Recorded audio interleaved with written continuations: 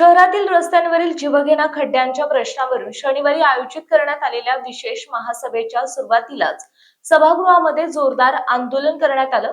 उद्धव बाळासाहेब ठाकरे गट, राष्ट्रवादी काँग्रेस, अजित पवार गट तसेच अपक्ष नगरसेवक मुकेश शहाणे, राष्ट्रवादी काँग्रेसच्या सीमा ठाकरे आणि ज्योती आदी नगरसेवकांनी आक्रमक भूमिका घेत प्रशासनाविरोधात घोषणाबाजी केली आहे।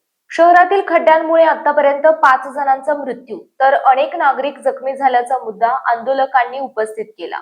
केवळ खड्डे बुजवण्याची औपचारिक कारवाई न करता नागरिकांच्या जीविताला धोका निर्माण होण्यास जबाबदार असलेल्या अधिकारी, ठेकेदार आणि संबंधित दोषींवर गुन्हे दाखल करावेत अशी जोरदार मागणी करण्यात आली। नाशिक शहराला खड्ड्यात घालणाऱ्यांवर कारवाई करा, निष्पाप नागरिकांच्या मृत्यूला जबाबदार कोण, अशा घोषणा देत नगरसेवकांनी प्रशासनाला धारेवर धरले। रस्त्यांची निकृष्ट कामे, वारंवार उखडणारे पॅचवर्क आणि रस्त्यांच्या दुरवस्थेमुळे नागरिकांच्या जीविताशी सुरू असलेल्या खेळाला जबाबदार कोण, असा सवालही उपस्थित करण्यात आला। आंदोलन आणि घोषणाबाजीमुळे महासभेच्या सुरुवातीला सभागृहातील वातावरण चांगलेच तापले।